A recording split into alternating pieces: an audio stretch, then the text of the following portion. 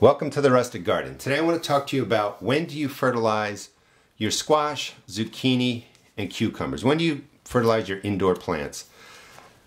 A couple of things to keep in mind is sometimes your starting mix has no fertilizer in it. If you buy like a Miracle-Gro product, it will have fertilizer in there and it's usually a low amount.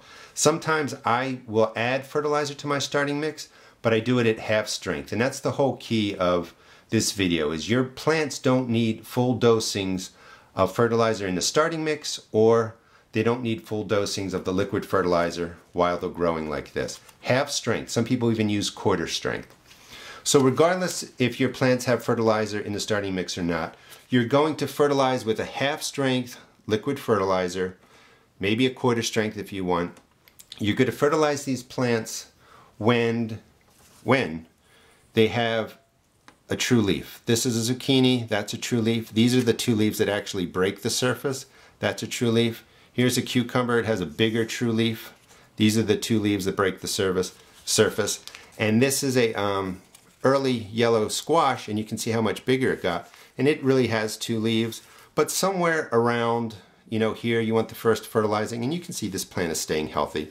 So you don't have to be super exact, but you're probably going to fertilize them at about 2 weeks. These plants were planted on January 22nd. Today is the 12th of February. So this is 3 weeks of growth. They grow pretty fast. For the liquid fertilizers, a couple of things to keep in mind is I will use organic products out in my garden in my greenhouse, but I don't like using them indoors because to me they smell bad. I don't like fish emulsion indoors. It just doesn't smell good. Here is a kelp product, and the biggest thing for the liquid fertilizers when you're doing squash, zucchini, and cucumbers, and actually any plant indoors, is you want the three main ingredients, nitrogen, phosphorus, and potassium to be represented.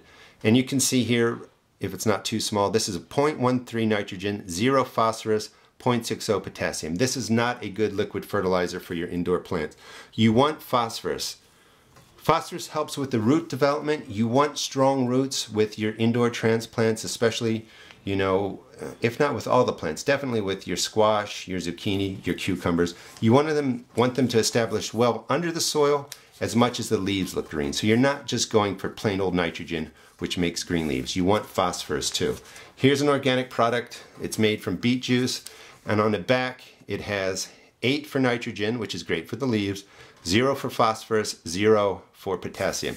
This would not make a good liquid fertilizer for your indoor transplants. You want all the main numbers to be represented, N, P, and K.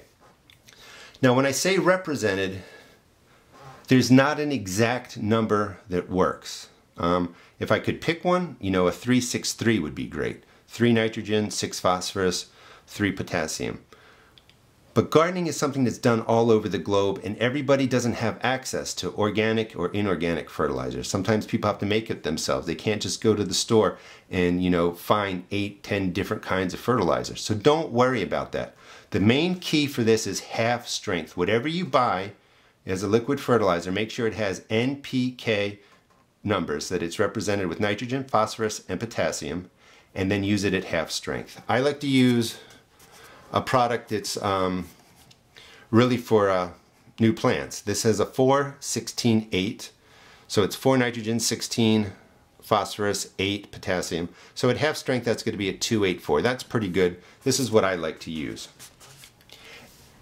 So you look for the leaves to be about this size. That'll be at about the 2-week mark. Just make the liquid fertilizer, fertilize from the bottom, fill up the tray with the water and fertilizer, let it absorb in, and you really only probably need to fertilize these plants once, maybe twice, once at the end. But only, at the 2-week period, you'll give them what they need to grow, the roots will develop, the leaves will develop. In about 4 or 5 weeks, these should get out into the garden. Hope you enjoyed the video, and just remember, it's half strength.